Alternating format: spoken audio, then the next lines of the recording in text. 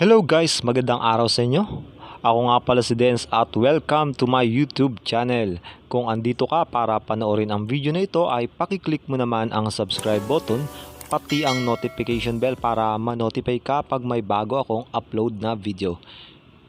And for today's video guys ay pag-uusapan natin ang ilang mahalagang performance indicators ng ating YouTube channel at dito lamang yan sa YouTube Analytics ng ating YouTube Studio. So, ang gagamitin kong sample dito ay ang akin mismong account. Ang video nga pa lang ito guys disclaimer lang ay para lamang sa mga bagong YouTube content creator katulad ko. And before we start,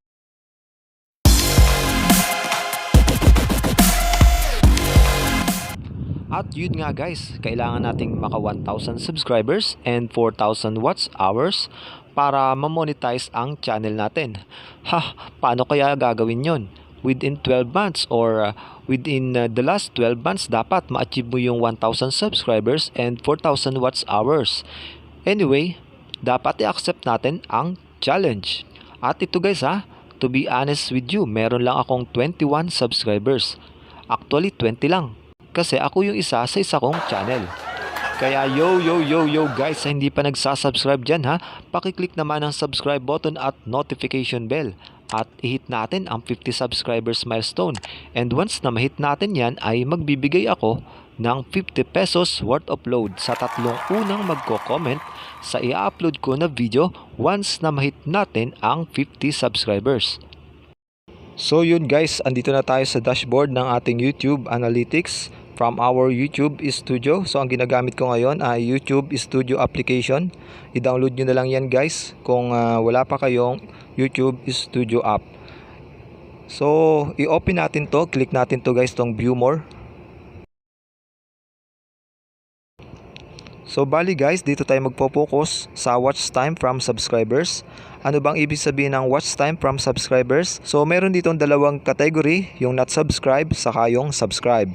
At andyan din yung percentage share ng not subscribe saka yung subscribe. Ano bang ibig sabihin yan, dalawang yan? So yung not subscribe, ibig sabihin yan yung mga hindi mo pa subscribers or mga viewer mo na napadaan lang dun sa channel mo upang panoodin yung iyong mga video. Samantalang yung isa, siyempre yung mga subscriber mo, no? Yan yung subscribe. Yan yung mga nakasubscribe na dun sa iyong channel. Yan yung mga regular viewer mo, mga subscriber mo na naglaan ng oras para panoorin yung iyong mga video. Pag ganito yung data na ipinapakita dun sa inyong channel, ay ibig sabihin lamang is mas maraming nanonood ng mga video mo na hindi mo pa subscribers. Samantalang yung mga subscribers mo ay hindi halos pinapanood yung mga video mo. So, i-analyze natin bakit ba hindi pinapanood ng mga subscribers mo yung iyong mga video. Baka naman yung mga contents or mga video na inipe-present natin sa kanila ay hindi akma dun sa kanilang interest. Pwede kasing yung mga subscribers mo ay nag-subscribe lang talaga dun sa channel mo. Kaya kuminsan pwedeng na-invite lang natin sila. So well, in my case, kasi nga bago pa lang naman yung aking channel ay nag-invite lang din naman ako ng mga subscribers. So okay lang sa akin kung ganito pa yung distribution ng data dito sa ating YouTube Analytics. Kasi nga kailangan nating ma-achieve yung 1,000 subscribers. Yun muna yung tinatarget natin. But as we go along, kung yung channel natin ay tumatagal, mapapansin natin na yung mga subscribers natin ay mas marami na yung percentage na iginugugol na oras dito sa ating channel. So yun yung ideal, no? Dapat mas malaki yung percentage share ng mga subscribe compared dun sa not subscribe. So ibig sabihin lamang nun, yung mga subscribers mo talaga ay pinapanood nila talaga yung mga video mo. For example guys, piliin natin tong isang video dito. Yang paano gumawa ng YouTube channel art. Then i-click natin tong view more. At lalabas dyan yung audience retention ng ating video. So kung i-analyze mo yung audience retention ng video ito, yung paano gumawa ng YouTube channel art gamit ang Pixellab ay nasa 39.8% lamang. So i-click natin tong graph guys, i-click natin siya. Makikita natin dyan yung average view duration is 4 minutes and 37 seconds.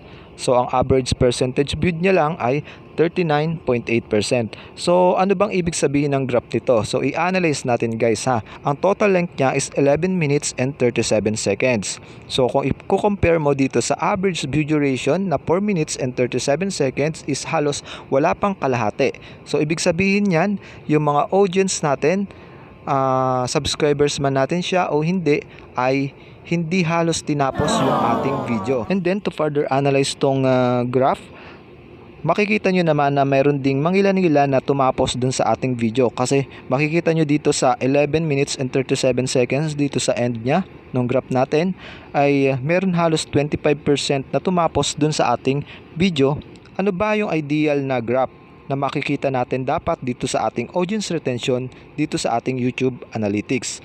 Yung graph natin dapat mas mataas yung percentage dito sa pagdating dito sa 11 minutes and 37 seconds. So ibig sabihin is mas marami yung tumapos dun sa video mo, or more or less is nasa 100% ng mga subscribers mo or mga viewer mo ay tumapos dun sa mga video mo. So dapat mas mataas yung graph mo pagdating dito sa pinakang kanan. So ano ba yung magiging impact ng audience retention pagdating dun sa ating YouTube channel? So ibig sabihin lamang dyan na kung mataas ang audience retention mo, ibig sabihin lamang yan ay magaganda yung mga videos na ina-upload mo or nagugustuhan siya ng ating mga viewers. Mga quality contents yung ating mga ina-upload, ibig sabihin lamang yan ay talagang tatapusin ng ating mga viewer yung ating mga video. So the more na mataas yung audience retention, the better. By this YouTube algorithm, madedetect niya na yung ating audience retention ay mataas. Kapag ganyan ang nangyayari na mataas yung audience retention, ay yung mga videos natin is more likely mapupunta doon sa mga recommended videos ng homepage ng YouTube. So the more yung exposure ng ating mga video dun sa homepage ng mga viewers, ay malaki yung chance natin na makakuha ng number of watch hours. Okay guys, maraming salamat sa iyong panonood at sana ay may natutunan ka sa video ito, at please don't forget to click the subscribe button at i-share mo na rin at i-like at mag-comments ka na rin kung meron kang gustong topic na ating i-discuss patungkol dito sa ating YouTube as a YouTube beginner. At kung tinapos mo ang video ito ay maraming salamat guys, at hopefully ay lumaki ang ating mga YouTube channels.